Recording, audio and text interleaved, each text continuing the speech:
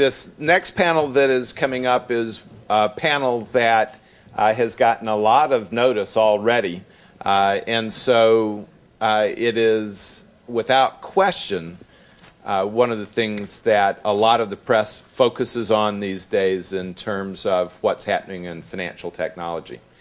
There's not a better moderator that we could have than Margaret Weichert of Morgan Weichert, and I'll ask her to take it away. I am really, really thrilled to be here today, and I think this topic and this audience, and particularly this distinguished panel, are part of why I'm excited to be in Georgia right now with the history that this area has in financial services, in the security industry, and with telco.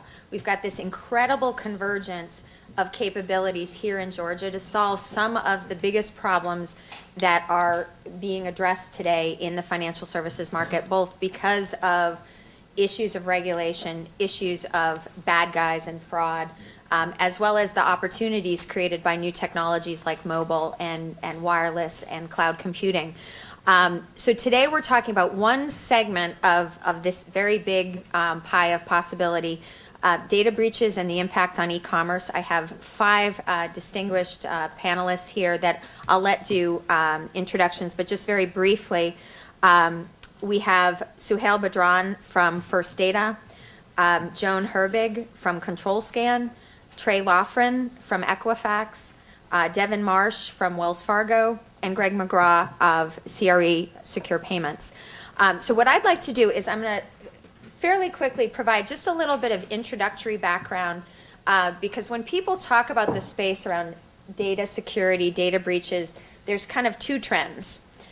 The more interesting presentations usually involve the sky is falling, it's all really bad and scary.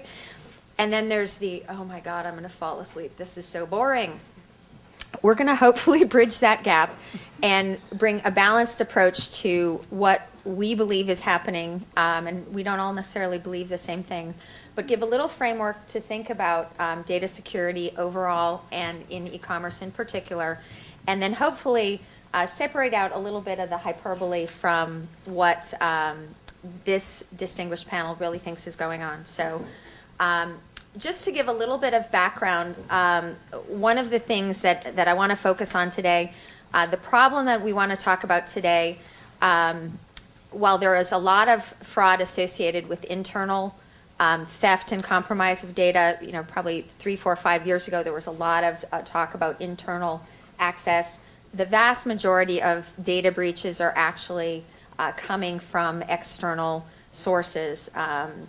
Earlier today, we heard about what's happening in the former Eastern Europe, Ukraine, Romania, Georgia, where you've got enterprises of fraudsters attacking rich sources of data all around the world and very heavily in the United States because we have so much rich card data.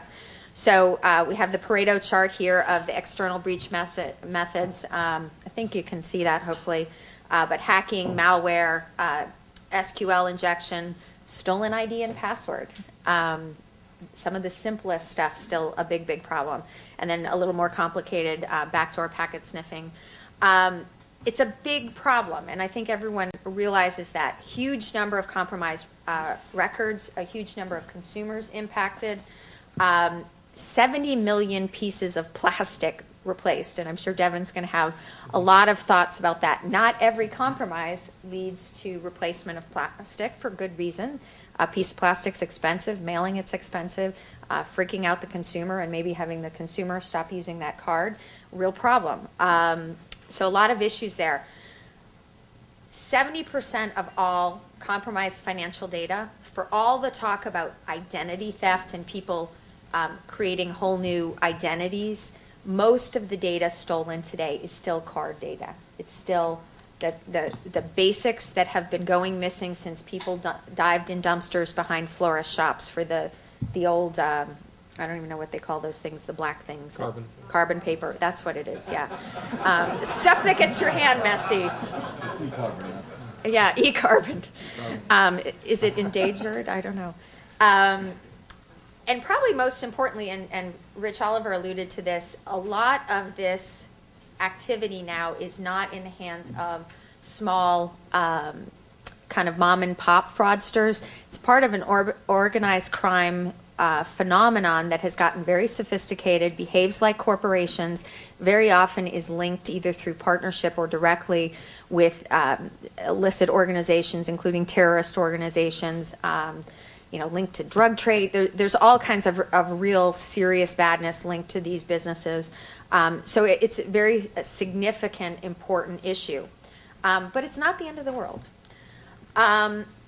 That said, there are an awful lot of places where card data is vulnerable and data in general is vulnerable.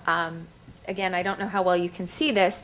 And this is one view of the payments landscape. It's very much from the standpoint of the merchant perspective. I have a lot of empathy for that side of the business. But if you think about just a merchant, let's say an e-commerce merchant who's trying to generate leads, they may have a certain amount of information about consumers that they use in email campaigns. They may have information about consumers from offline sources and other databases like loyalty programs. And so they'll have information about name, address, demographic information. Clickstream data, this is really an interesting phenomenon when you think about the new regulatory environment and some of the privacy protection. Some people believe that clickstream data and the things many of us do to track where consumers are going on the web in advance of a purchase will become part of the privacy record. I think the folks who work with Teradata will probably be very excited about that because that's a lot of storage. We all know in the payments industry kind of the core authentication, authorization or pre-authorization, clearing and settlement, a lot of rich financial data. What people often forget is there's a lot of credit card data used throughout the product fulfillment and customer service lifecycle. If there is not a unique customer ID separately established to identify a unique customer, very often the 16-digit card number is what businesses use to identify a unique customer for purposes of customer service, order fulfillment, and the like. And so while we might get very hardened around our actual transaction processing environment, if we're careless on the fulfillment and servicing side of things, we could have other places where there are vulnerabilities in the back office. So a lot of PCI compliance is trying to look end to end, but really a lot of the focus initially has been on that core transaction processing, but the problem's bigger than that. Okay, so it's a big problem. It's obviously affecting folks both in the physical world and online. Why are we talking about e-commerce specifically? Obviously, there are internet breaches. There's a lot of internet channel of actually hacking into systems remotely. So this global network is enabling people to remotely steal data. One of the other, I think, really interesting things is in addition to gas pumps, the internet is the #1 place where if you've got stolen card credentials and you're a bad guy, you're going to test that transaction because there's the lowest risk of being apprehended. So if you've got a stolen 16-digit number or a piece of white plastic and you want to see whether this number's been reported and therefore is not able to be used, you're going to test it either on the internet or sometimes you'll test it at a gas pump and then run away if it's declined. So this is an area where a lot of transactions are tested. And then ultimately, I think the internet as a channel for criminal activity, these networked businesses and these fraudulent networks being part of a much larger set of activities creates problems in terms of the velocity and the scale of the problems, but it also creates opportunities for detection and remediation. And there are actually some interesting things. MIT has some interesting experiments with using concepts of social networks to apply to fraud networks and identifying weak ties between bad guys to isolate fraud rings. And while I was at Bank of America, we actually used some of that thinking to capture some actual credit card criminals, which was great. And then finally, and this I think is a burgeoning problem, the evolution of social media and the individual as a publisher without really understanding the information that they're publishing, like all their relationships with everyone, including their mother's maiden name, their birth date, their birth city. A lot of information that could be used and be subject to attack is now being put out into the clear in social networking sites, creating some other kinds of vulnerabilities, which I don't think we'll talk a ton about today, but it's another element here. Okay, so why do we care? Very interesting. So what? It scares my mother to death. She hasn't lost any money. Why do we care? We'll have some debate about whether the actual incidence or impact of data breaches is actually increasing, but the costs for these incidents is certainly increasing, in some cases because of the regulatory requirements and the reporting requirements associated with them. So it's certainly becoming a more and more costly area for folks. So there's estimates I have here, and if you want more data, I'm happy to talk about it later. Card reissuance cost, and again, Devin will have lots of thoughts on this, but huge costs in actual direct reissuance costs. And then if you're the business P&L owner for a card business that's already being hurt very badly by lots of other secular trends like, tightened credit markets, charge-offs and things like that, to reissue a card is to introduce the risk that someone who is using your card very frequently is going to stop using it and start using another card in their wallet. There's issues of reputation risk and other things. So reissuance has a lot of big unquantifiable costs. And then obviously merchants are going to lose business if there's a breach associated with them. And that's been quantified. Again, people will argue with these numbers, but I think everyone would agree if you've been compromised, you are going to suffer some impacts with your customers. And then consumer confidence, and this is one that particularly concerns me when people try to make the problem out to be bigger than it actually is. When we create a story of gloom and doom and no solutions, consumers may overreact, and in fact did earlier in the 2000s, overreacted to stories about identity theft by pulling back from things like online banking, which actually have been proven to protect consumers from serious losses in the event of some fraud. So we don't want to create a sky is falling message and create a sense that there's no solution to these problems, because it undermines confidence in a system that I think we'd all agree has created huge growth opportunity and huge pro-consumer benefits, particularly now that all these other regulatory changes may be slowing down innovation. Don't want to lose ground in places we've already made it. So consumer confidence is a very big issue. Potential solutions. This is a framework. I'm not going to go into a great deal of detail, but my panelists will be able to talk about their solutions in the context of the three big buckets around data security solutions. Prevention, solutions that stop theft or fraudulent data from being exposed to begin with. Detection, those are solutions that help either individuals, businesses, or others either identify that a problem is occurring, either while it's happening in terms of intrusion detection, or that it has just happened in terms of monitoring of accounts. And then remediation, an entire field, and we've got a couple of panelists who can talk about remediation activity to help clean up the messes, protect the consumers, protect the businesses when problems have occurred. So I'll leave it actually on that framework. And what I'd like to do now is turn it over to our panelists, starting at my far right with Greg, and I'm going to have each of them introduce themselves and give you their view of the two or three things that are most critical in their minds on this topic. Thank you, Margaret. I'm Greg McGraw with CRE Secure Payments. We're a venture-backed payment acceptance security company based here in Atlanta. Our focus is 100% in the card-not-present environment, in the e-commerce environment. As far as the problems that really exist, we look at it from the merchant's point of view.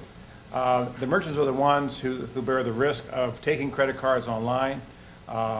Again, our entire focus is on the credit card and debit card acceptance. one of the biggest challenges that these merchants have is how do they bring the benefits of the security that exists in the physical world, in the physical card presence world, and bring that into the intangible world of e-commerce without sacrificing the consumer privacy and the customer experience. One of the other key areas that is a bit confusing is that a lot of the messaging right now out to merchants, particularly small merchants, is about PCI compliance and what it means to them, what they need to do in order to get compliant. There's a lot of information coming from a lot of different sources. Banks have one message that they're delivering to their merchants. It's about basically risk avoidance. The PCI Council, which is this independent security council, is trying to educate the merchants on what they need to do to protect their consumer data. The reality is most of the focus should be really focused on the risk and the risk containment and the risk avoidance instead of just complying with a rule or in some cases a law. If the compliance doesn't come with the associated enforcement, either from the banks, from the ISOs, from the card issuers, it's going to be a long time adopting any kind of PCI compliance or any kind of strong standards on security. The PCI Council had their annual meeting 2 weeks ago. I was in attendance, and from a lot of the comments there, it was kind of a sleeper, because there was really nothing new that really came out of the PCI Council, which says that the real message is that the guidelines and the recommendations that are in place today are strong enough, they're just not implemented.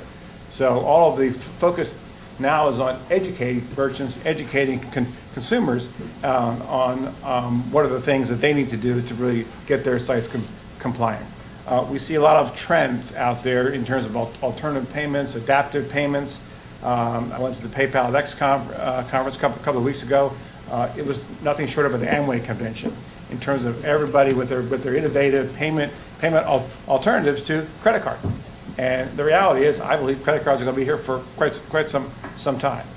So some of the other trends, of course, we'll talk about this as we go forward, is to outsource as many of these functions as you possibly can as a merchant. Outsource payment handling, outsource payment acceptance, use other innovative technologies like tokenization, and how can you build that and weave that into your business.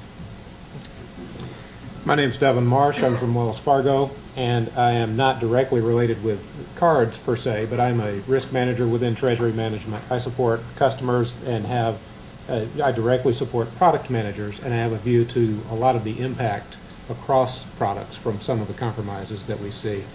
I specifically support electronic payments products like wire and ACH and delivery channels associated with that. And this slide reminds me that from a financial institution perspective, I think we've got at least 2 roles to play in data breaches affecting e-commerce and all types of commerce. One is prevention, because financial institutions are the traditional custodians of data and the trust entity that somebody comes to with their financial information. So we have to protect at the outset. We're also in an environment now where it has become an expectation that we're involved in the remediation effort. So much so that remediation steps are built into service level agreements that we have with our customers. So one of our challenges is in an environment where we have pressure on revenue from various fronts we've heard about earlier today. We also have expanding overhead. So when we want to be in a cost containment environment, the expectation is we provide these additional services. Services which, from my perspective, aren't wholesome. Yeah, we have to do it for our customer because it's the right thing to do, but I resent having to do it because it's the result of nefarious activity and sinister actions. So we have to address root causes. We can't just contain the cost through our own initiative. In doing that, I think we have some opportunities. One, alluded to already, is educational opportunity to help equip customers of all descriptions, consumer to the largest corporations, about what individual activities they can do or can avoid. We've got some internal opportunities, I think, to describe what happens so that people don't think that the sky is falling. They realize that things still fall from the sky, but that's not to say the sky is falling. And how do we handle those? from the outset with the recognition of the scale of the event and the scale of the reaction that's necessary and appropriate for it. Thanks, Deborah. Right. Good afternoon. My name's Joan Herbig, and I'm CEO of ControlScan. I hope you can hear me. Our company is focused on providing PCI, payment card industry data security compliance solutions. We sell to acquirers, and that's either acquiring banks or ISOs, to help them manage their small merchant portfolios. And today we have close to 90 partners, meaning acquirers, who use our services to provide solutions to small merchants.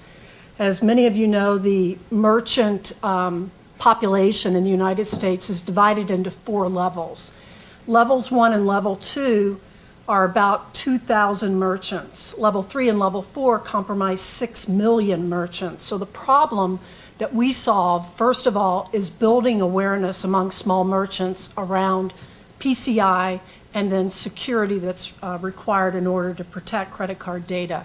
While I agree with Greg that it's unfortunate that small merchants are gravitating toward PCI compliance as opposed to security, we think it's an important first step to educate them around PCI because that puts them in a mindset to achieve a higher level of security. We just completed a small merchant study, which we do annually. We surveyed 650 merchants, and one of the things we found that is among that small merchant community, 91% of the larger small merchants, and given there are 6 million of them, there's quite a variation in size.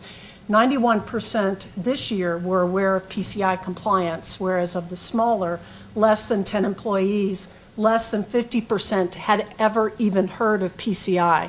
So there's a huge hill to climb in terms of educating small merchants. And we think small merchants are important, not just because there are so many of them, but if you look at the breach events, you will see that 87% of the breach events have occurred among small merchants where there is simply very little understanding of what's required.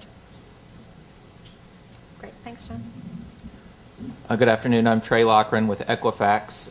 Equifax is one of the leading companies in the world that provides credit information and solutions to lenders and others who are using that data to help manage risk and for other purposes.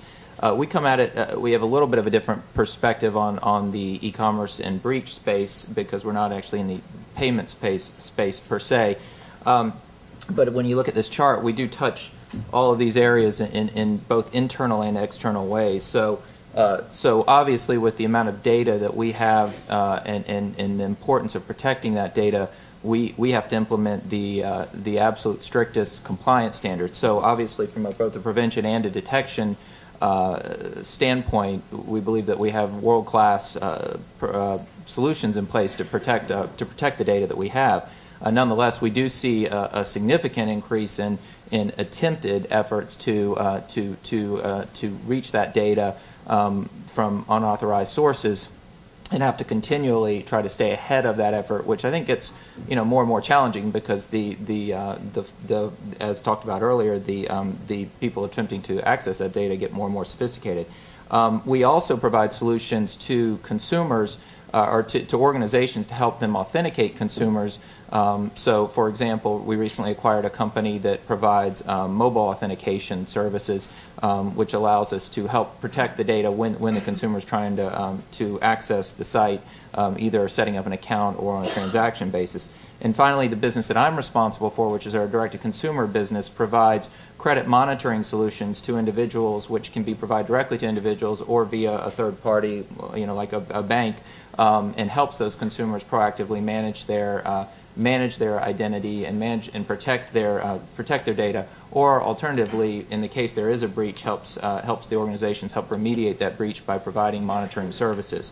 But interestingly, one of the things that we're seeing in a trend from the breach standpoint, which is the part of the business that I am responsible for, is we've seen I'd say a dramatic decrease in the number of actual corporate breach incidences over the last couple of years, which says to me that corporations are getting a lot better about trying to manage the risk of breach, particularly through encryption and protecting data at the endpoint.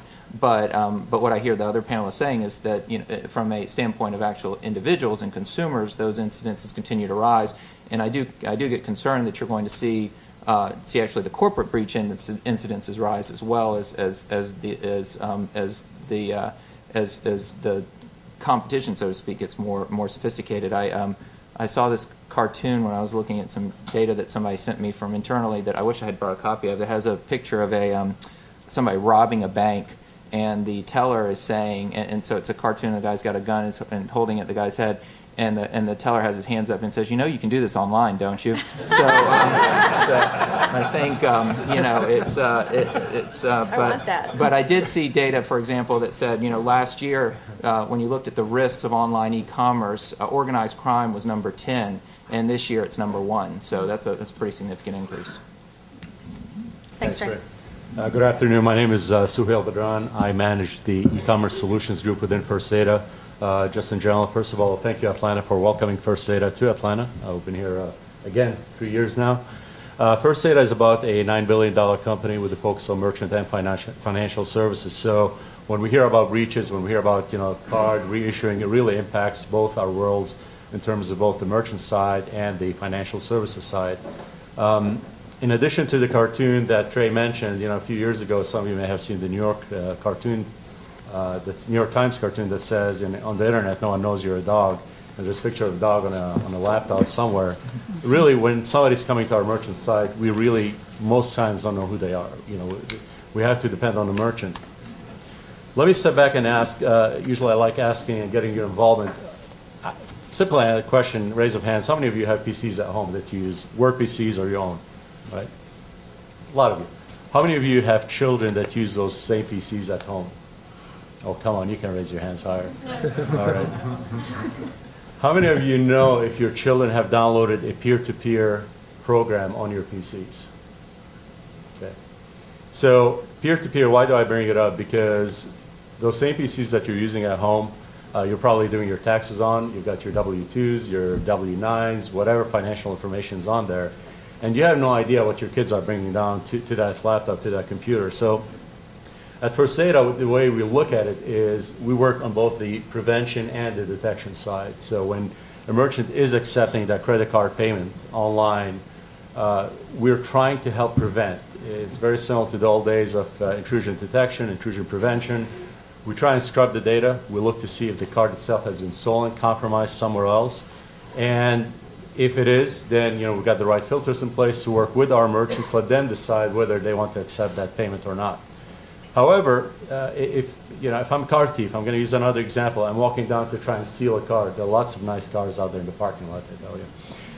If I see a car, I've got 2 BMWs, 7 Series, 750 Li. Let's use that as an example. And I see one that has a bar on the steering wheel. You know what? I'm probably going to move forward and go to the next one and decide that one is a little bit easier to steal.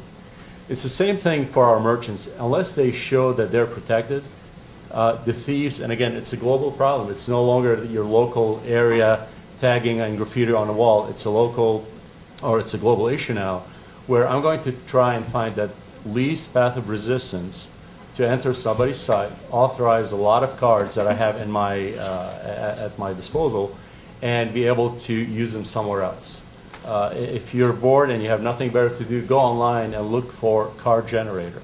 There are programs out there, and believe it or not, they're like version 3, version 4, where I can enter a BIN number and say, I want an Amex card or a Visa card primarily, and it will generate 25, 30 different card numbers for me. And if I find a site that is open where I can test those cards, I can actually test them and then use them somewhere else.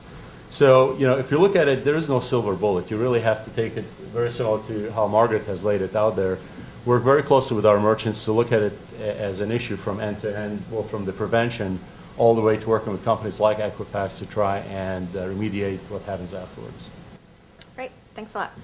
So actually picking up on that, one of the things I think that you can hear in all the panelists is there's some murkiness on, what the actual numbers are, who really is impacted, but that clearly there's a problem here. And one of the observations that I've had is, there's a lot of noise and information, but it's primarily the banks who are bearing the biggest hard dollar costs associated with this problem. And, I have a question for the panelists, and I'll actually start with you, Suhail, about, is there a free rider effect with merchants because they believe, particularly smaller merchants, that, even if there is a problem with me, I'm not going to have much liability. Nobody will know about it. I'm not going to make the news like TJ Maxx. I'm probably not supposed to say that, but everybody knows it. Well, it's public knowledge. So what do you think about the free rider effect? And, I think there's a lot of good reasons for merchants to do something, but small businesses today are thinking about payroll and healthcare and 100 other things. Why should they be thinking about data security? Yeah, that's a very good question. So there's definitely an element of truth to that. If I look at the ID Theft Resource Center, 2010 alone, there were 341 reported incidents that impacted 9 million cards. And those are only the reported ones. So there are many that go unreported because unless it's you're not going to report a stolen laptop that's encrypted. Unless if it is a targeted attack, like you're a gambling site and somebody's saying pay me $50,000 or I'll breach your site, probably will go underreported as well. So some merchants I would say are taking advantage, while others, again, it's the extreme world where others are taking every single precaution, reporting everything, doing the education to their employees internally, sending out the statements that said, we're never going to ask you about your password or user ID online. And then working and outsourcing, similar, I think Greg mentioned earlier, putting their information in the cloud, putting a hosted payment page so that they're not accepting that credit card online.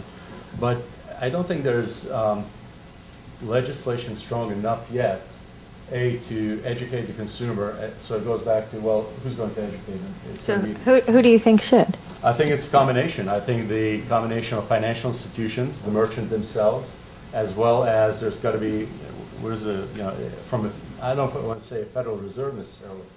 Consumer Financial Protection Bureau? Potentially, but somewhere, it's an ongoing education that our kids take for granted today. We take for granted sometimes that, sure, I got an email from PayPal, I'll go in and reset my password. And ultimately, if I get hacked, I only have very limited liability as a consumer, and let the merchant deal with it. So I think there's a certain element of that. So, Margaret, I disagree that merchants are getting a free ride or that's that phenomenon, because what we see is that fines associated with breaches are pushed down to the merchant, and the merchant bears the cost of forensic audits, card replacement, non-compliance fees, and only when the merchant can't pay, which is really a problem with small merchants in some cases, then it goes up the chain. So I think merchants if they are breached, they understand the consequences. The problem is helping them understand what it takes not to get breached and making sure that they stay in compliance or keep a firm security program in place so that they have an ongoing process. Yeah, and I'd love kind of the panel in general's thoughts on, my perspective or perception is, a lot of the big breaches we've heard about weren't online merchants, and that maybe online merchants are actually pretty savvy. Even small ones are either using secure payment gateways or, they've got their act together. But, Hannaford, DSW, these guys weren't breached primarily around e-commerce transactions. I guess, I'd open it to several folks. I mean, the awareness issue, particularly for the mom and pop who may be tangentially related to e-commerce. Well, I can give one more statistic from our study since I'm promoting that. We surveyed e-commerce versus brick and mortar, and the e-commerce merchants were definitely more likely to be in compliance. I think 61% of the e-commerce merchants were versus 37% of brick and mortar. So I think there is more vigilance on the part of e-commerce merchants today. I think there's also an effect of guilt by association, that e-commerce is where, as we've heard before, that's where a lot of pilfered credentials and account information is used. So I think e-commerce gets an unfair share of blame for this type of crime, even though the crime event took place outside of e-commerce. Yeah. One of the things that we see in our business, in our payment security business, is try to really assess who holds the risk in the transaction. It's really the bank who's basically underwriting the risk, and it's the merchant who's basically has the merchant services account. All the other players in the food chain, gateways and ISOs, are really not affected by the breach. So the problem, though, in our business still is that we see merchants, small merchants, and in fact, one of my ISO friends, Lauren, made a very poignant comment. He said, if one of my level 4 merchants ever gets breached, they're going out of business because they can't afford the cost of remediation. But it's still those level 4 merchants, the smaller merchants, as Joe mentioned, that really don't are not taking the full initiative of really fully securing both their network, their software, and their environment, because no one's asked them to, or no one's forcing them to, and no one's really put the hammer down on them. And until that happens, it's not going to basically be an adopted thing, especially among small merchants, because they're self-assessing. They're basically telling you what they have done. If they're incorrect, they're still not compliant. They're just incorrect. So actually on that, I have a question for Joan. So the card brands accepted by large and small merchants have put out the PCI mandate, freaked a lot of people out, given a lot of business to a lot of consultants. How successful have they been, and what impact do you think those activities have had, and are there other things that you believe still need to be done? So the card brands have pushed down the mandate. It's up to the acquirers for the small merchants to adhere or push the mandate down to the merchants. And what we're seeing is many acquirers are rolling out programs, and they're requiring that their merchants enroll in the program. And they are charging non-compliance fees, either monthly or quarterly, if a merchant is not compliant. So that is a very fast way to get somebody to pay attention, is when they see their statement and they see that all of a sudden there is a non-compliance fee because they haven't taken action. So we are seeing, as a result of that, we started into this business about 2.5 years ago. And we've seen huge uptake in the number of merchants who are actively enrolled in the program, as well as those that are actually have become compliant. So we think, because of the programs that are in place and being pushed down by the acquirers and the fees associated with them, that the merchants are starting to take action. Just like anything, it's a very slow process, but in a period of 2.5 years, the awareness has grown. And we think, as I said before, that PCI compliance is the first step along this journey to more security. Thanks. Devin, you were sharing something with me which I think is interesting, that, we hear about these big data breaches, but a lot of the actual events and a lot of the compromised data come from smaller types of activities. So, Devin, I'd love to hear from you kind of what activities are driving the most work and potentially the most cost for you. And then, Trey, I'd also love to hear from your perspective, because you're kind of dealing with the other side of it, what activities are going to be driving work, cost, and opportunity for you. Okay. Well, from our perspective, from Wells Fargo's perspective, the vast majority of remediation efforts that we deal with are not from breaches like, the headline breaches, the Heartland breaches, things like that. They can be medium size to small size businesses that have some kind of loss of data, but they can also be small incidents, things, death by 1,000 cuts kind of thing. It's definitely an 80-20 kind of rule, and I'd love to know what people's 80-20 split is, but the vast majority are from small things, some of which we do to ourselves. You think of financial institutions as custodians of the data. We do things like stupid things, double stuff statements and send somebody's information to somebody else. I mean, things like that still constitute a breach of data. Consumers or even businesses who give away their credentials, employees at businesses who get phished. That is, corporate account takeover is essentially individual identity theft. So we're constantly dealing with corporations and their incidents and asking them, well, did you have dual control in that scenario? And they didn't, and they gave away their credentials, but still we have to deal with the breach, which was really their gift to the exploiter. So there is a very wide spectrum on the size of events, and from a small event to a grand event, we have to go through some of the same steps, maybe a different number of times, but it still has to have that infrastructure in place to go through those steps, like reissue the card, reissue the token, coach the people. Pretty labor-intensive remediation. Yeah, I agree with what Devin said. In fact, actually, just some statistics that sort of back that up.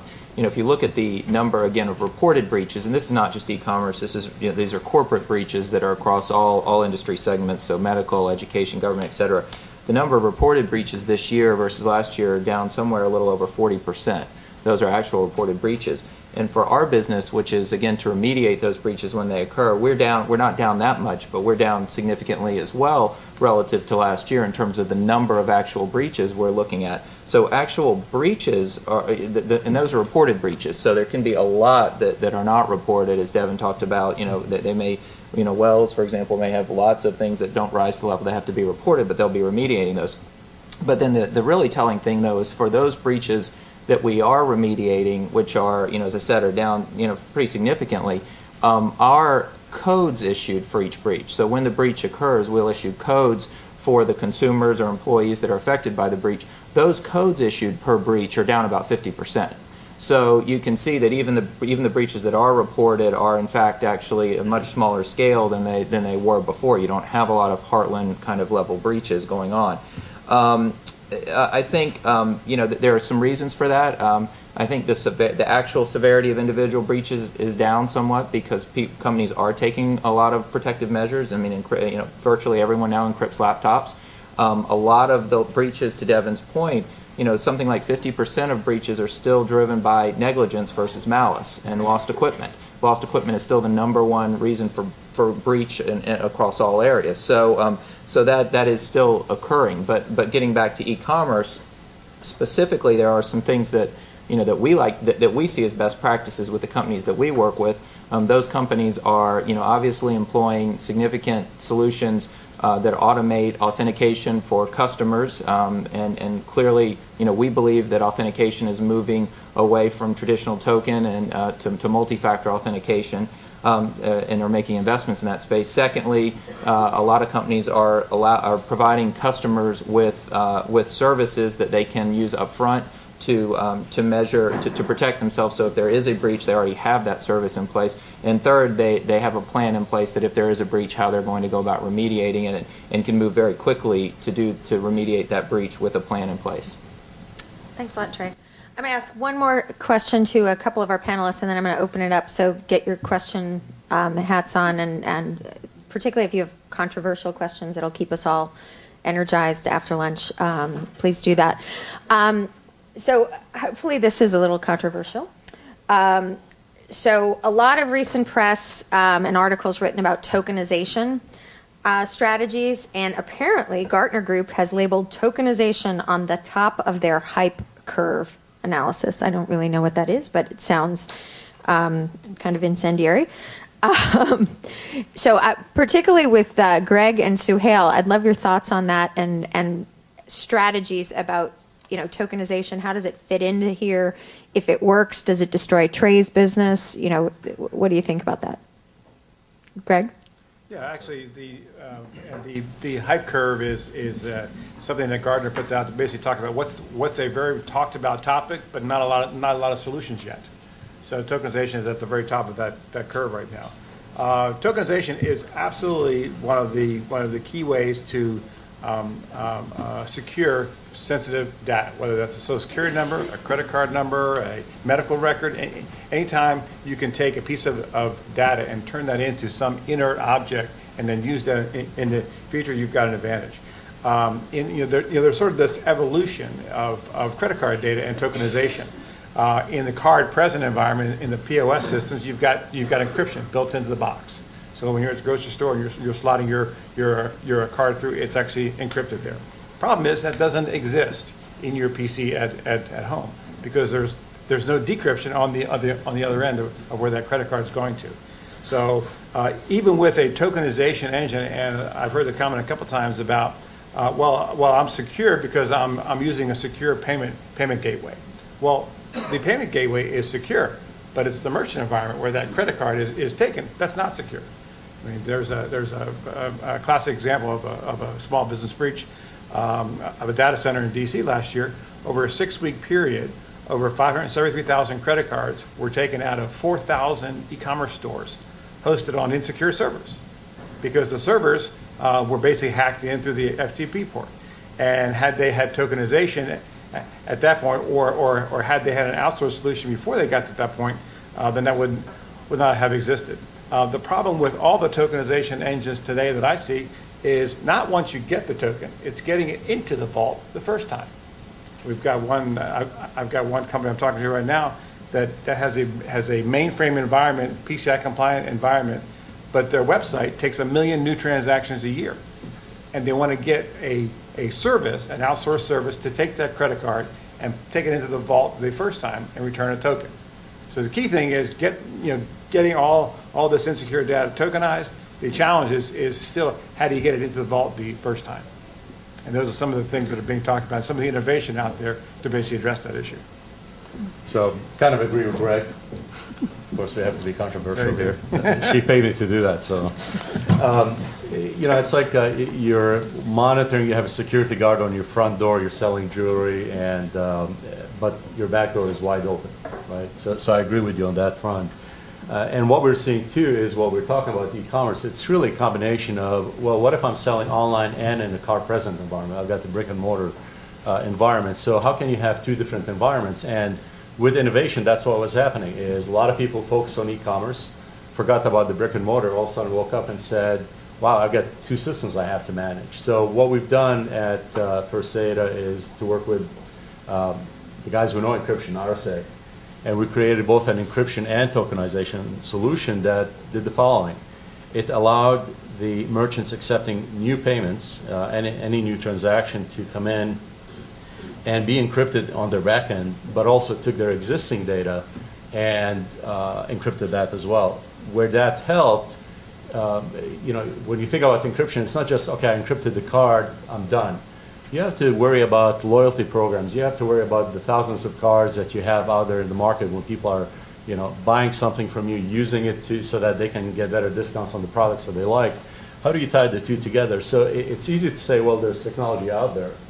The focus is, again, looking at it holistically and realizing, how does that impact my business? Not only do I want to be protected, but I want my solution to be convenient for my consumers, so they don't go and buy somewhere else because I don't understand their behavior anymore. So, yes and yes. Okay, great. Do we have any questions out here on the floor? Otherwise, I'm going to have to ask more questions. So, no questions. I got a quick question. I know that in the latest PCI Council review, mobile payments was almost completely ignored. How do you all, from a risk standpoint, view mobile, and what approaches do you all take to addressing the risk that's posed by the move to mobile commerce? And the question was on mobile payments and how do you address that move, and has it been ignored previously? From our perspective, the mobile payments acceptance, it's the most insecure appliance you have. It's a server, it's a browser, it's a storage device, it's a keyboard, all in one little appliance.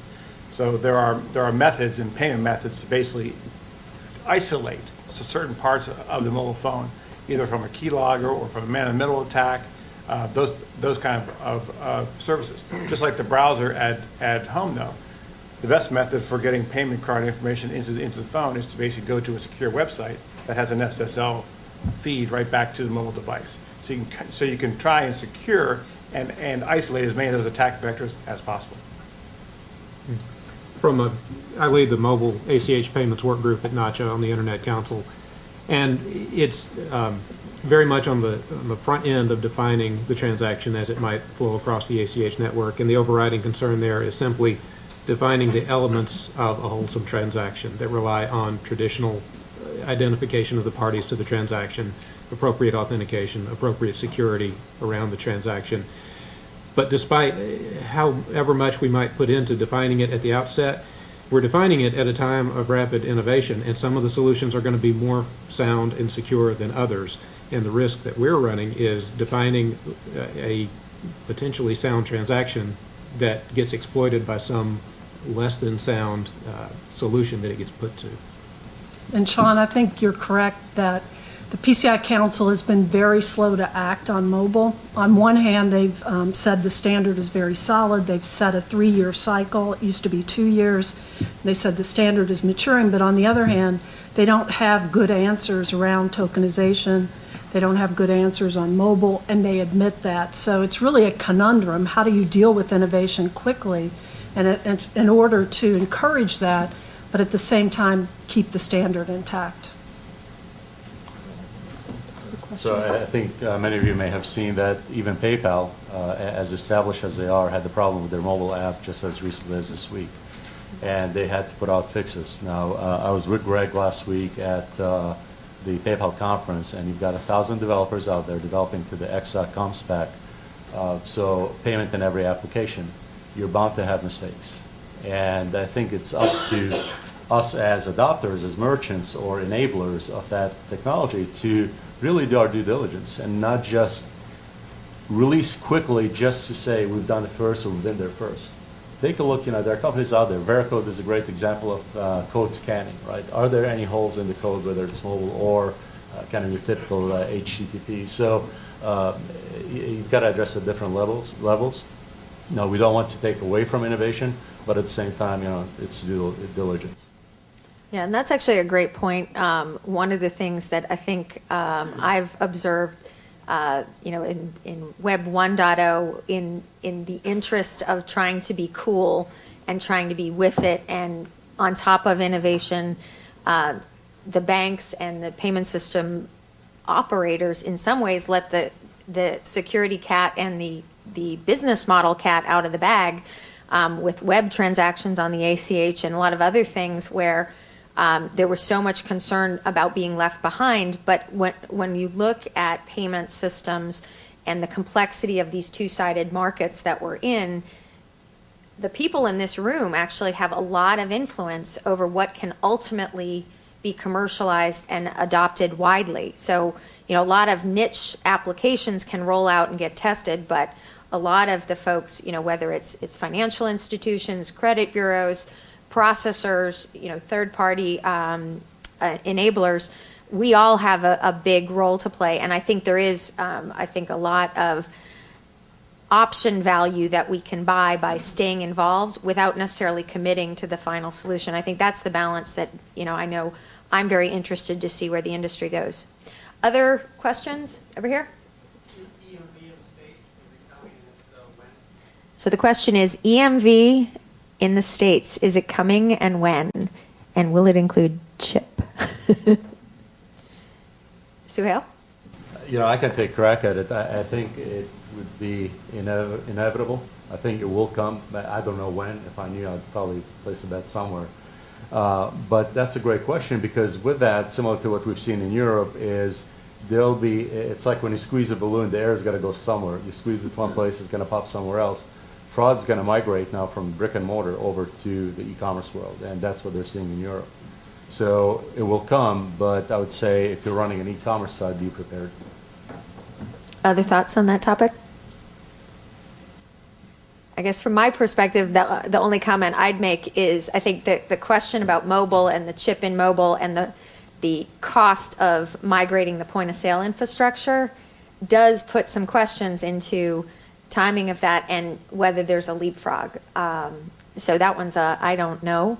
I think we'll watch where the fraud trends, but based on what Trey just shared, there's actually a lot of good news in fraud. So despite all the dire warnings from Europe in particular about, silly Americans don't know what they're doing, not doing chip and PIN, there have been problems, and Devin might disagree with me on this, but we've managed it pretty effectively, I think, in the U.S. Over there. As you had mentioned, a lot of the issues are occurring around organizations where it's behavior and methods by which they're doing their transactions and maintaining information.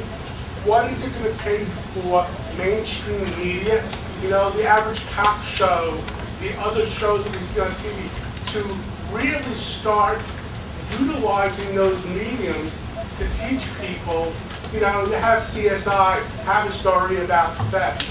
really push it. We've had other social issues go on where there was crime involved, where it was taught to society, you know, if you go to college and you're a female, you get a friend to walk with you. I think there needs to be a push by the financial service industry to work with the media organizations to incorporate into their storylines these kinds of things which are human factors.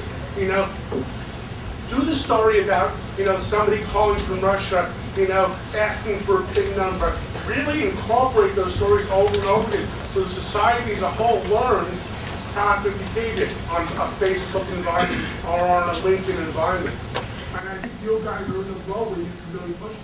Yeah, so I won't try to restate the whole question, but I think I'm going to summarize that given some of the complexities and the business methods used by the bad guys to perpetrate fraud, how can the industry collaborate with media to talk about social engineering, origins of breaches, and I'll volunteer to do the law and order one.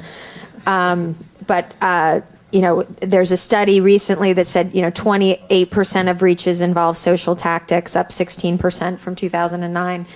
So Devin, you want to take that? I did want to address one aspect of that. There was an article in Scientific American in December 2008 that talked about phishing and the teachable moments that go along with that. And I think that we have done the wrong thing because sometimes we're scared of alarming our customers and our constituents. But I think if we looked at a system dynamic perspective of what this problem is, the end user who gets exploited is one of the factors. And I think we need to tailor the teachable moment to make them more aware. I think at the extreme, one thing that I've even brought up, and the lawyers hated this, was we could do proactive phishing in a public service campaign type scenario where you send a link to people and it purports to be all these things, and they click on it, and it comes up with a screen that says, you just did the wrong thing, and here's why. And simply spell it out for them. Scare the hell out of them in a teachable moment. I can see why the lawyers are wrong with it. Yeah.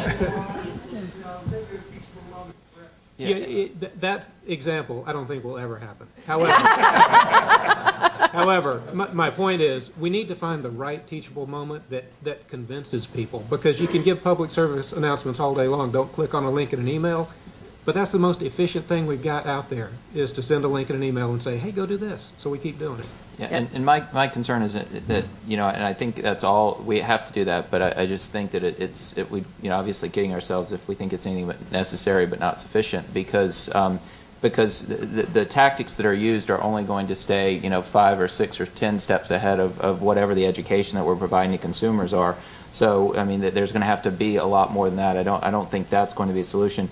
One of my competitors, who will remain nameless, has now gone on and taken over twice an episode of The Apprentice and done a you know, a long product placement, and the first time I think it was modestly successful. You know, second time might not have been so successful. So I don't know that, you know, that the folks really kind of get it. But I do think there's a lot that can be done to educate, and a lot that can be done to proactively help protect consumers from providers. Yeah, I think you also, if you look at it, the tools are already out there. So if you look at a Microsoft Explorer, to use them as an example, everyone talks about their security, but they did work with security companies. So when you go into a site, it's a secure site with a valid certificate, it showed that the toolbar is green. Well, a lot of people don't even pay attention to that anymore. So I think it's, again, a cat and mouse kind of race where you have to continue pushing it. Back to Margaret's earlier comment about, well, whose responsibility is it? I think it's a merchant. We're never going to ask you for your password. It's a financial institution. It's the technology providers as well. You know, just last week I got an email from the exiled Nigerian president who's now living in Belgium. You guys think I'm so, you know. That guy moves around. He moves around. And, you know, with that, I mean, the same way we'd like to think that we're advancing. A few years ago, English was extremely broken. You know, you can easily spot an email coming in with, you know, bad language or bad pictures in the email itself. Now they're getting better than some of my producers who are sending out marketing emails. So. I think that's That's a controversial statement right there. Margaret? I just want to add one more thing, and this is really about consumer behavior. I think more and more consumers sort of trust the brands, especially when they're buying online. They sort of trust the brand that they're buying from, that they're secure and that they've taken the right steps and necessary steps. And I think that a lot of times consumers become indifferent in terms of protecting their own security. I mean, people will share everything on Facebook. So they're really not going to worry about, oh, is my credit card that I'm putting in this little box really secure? So it's really incumbent upon the merchants and those that are actually taking in that secure information to really have the responsibility. And because it's going to be a tough road to really change the consumer and to get them to be more aware. I think it's the more problem prevention. is small merchants are nothing more than like consumers. And Exactly. we had an example at an Acquire last week where a merchant, believe it or not, a nail salon, she wanted to do her clients a favor, so she took their credit cards and she put them in her laptop for them so that when they came in, they didn't have to give her card. She went to a coffee shop to do some work and her laptop was stolen. So not only was it an education issue, then of course theft was involved, and some months later, the breaches started to show up through transactions. So there's still a lot of education across the board. So I like the television idea. Yeah, so one observation Hollywood. I would have here, and I think it goes back to what Jimmy Blanchard said earlier, is when you try to be innovative about doing things, a lot of times you get cold water. And I think this is an area where, risk and fraud are not areas where most corporations have the biggest appetite for innovation. So I had a question over here. So I won't summarize the comment, but I will try to summarize the question, which was to Devin about his institution and some others that had some apparent insecurities in their mobile banking capabilities, and how do you broaden that to broader mobile commerce if you're not able to address that for mobile banking? That's a real challenge, and I don't work in that area, but I've worked with some of those people, so I can talk a little bit about it. It's a real challenge because of, look at how fast the new devices come out, and the device-specific browser capability that we need to address. It's a challenge to be able to accommodate the demand, and there is a sense of demand that people want some of these things, and balance that with the security. If you look at the Wells Fargo CEO portal, there's an app for the iPhone. That's an opportunity that's very easy to define because you know the software, you have a hand in creating it, and you know the device, and it's standard. Other smartphones can reach any online banking website. I can take any smartphone and browse to the Wells online banking website, probably get in, and the credentials, I don't know what happens to them on that phone, either from a user perspective and probably even from Wells' perspective. I doubt that our team can keep up with all the possible inroads. So I think I think that is quite a threat. What offsets that threat somewhat is the fact that people are so tied to their devices. That's not the thing that we want to rely on, but I think that's minimizing the impact of some of the risk of having devices that we don't know the parameters of actually housing some of the credentials like you're talking about. Okay, we have time for one or two more questions. Thanks, Guido. The question is on making the trade-offs of preventing the bad guys while also allowing the good transactions to be able to come in. What do the panelists see as some of the best innovations that help address that balance? Suhail? I can, I think what we're seeing is a couple of things. Let me maybe answer it a little bit differently. If you look just recently at the acquisitions that took place, big acquisitions, right? Visa acquiring CyberSource for about $2 billion. Last week, American Express acquiring Certify for $150 million. Certify, a small company based in Illinois, probably about less than 3 years old. So with that, I think they're trying to get closer to the merchant, and not only necessarily on the acquiring side like a Visa would, but really saying, as American Express, I have a lot of information that I'm sitting on. I also know other card information. By getting closer to the merchant, helping them set the right rules and parameters for a couple of reasons. One is you don't want to be a sales hurdle. You don't want somebody coming to your site trying to place an order and then you shutting them down completely. But at the same time, you want to help the merchant cut down the number of back office staff that you probably have 10, 12 people depending on your size, the size of your business. You want them to be able to review the transaction that's coming through. So the innovation as we see it on the at least prevention side is more along the lines of do I have the databases to see the credit card number if it's been compromised, bad credit, good credit. I have my own negative files. But also you have new companies like Blue Kava that are coming out and doing a repository of device IDs, whether they're mobile or PC. So, you know, again, not a silver bullet solution, but if you start tying all these pieces together and you have a solution that can help you bring all these data points together to cater to your own business, whether it's digital downloads or physical goods, again, your fraud parameters may be a little bit different. That's the kind of innovation that we're starting to see a little bit of. And again, not specifically in the payment space, but you know, I would just say that in the authentication space overall, in both authentication for login, for account setup, but also online transactions, I mean, I think we're going to see significant advancement in the authentication space, moving away from traditional just token, you know, two-factor authentication to multi-factor authentication that will be, you know, tied to the mobile device. I mean, I've seen data that says the mobile authentication will be 60 or 70% of the market in 3 or 4 years, and you know, voice biometric or other biometric authentication, and that's a space that we believe in and have invested in. And actually closed an acquisition you know, a month ago or so in that space. So we think that's a significant opportunity. Great. Well, it looks like we're about out of time. Just to summarize, it's clearly an important issue, but there's a lot of reason to hope that we've made a lot of inroads on the problem as it stands to date, in no small part due to the solutions provided by some of our panelists here and some of you all in the room. I think our challenge, and I think the questions got at this very much, is in this space of fraud and security, we're always trying to stay, I won't say ahead of the bad guys, it's a couple of steps behind, or at least, you know, outrunning the guy behind you that is getting chased by the bear. As innovation occurs, we're going to constantly need to, you know, keep up on our game in order to protect our businesses, our financial models, and the consumers that leverage them.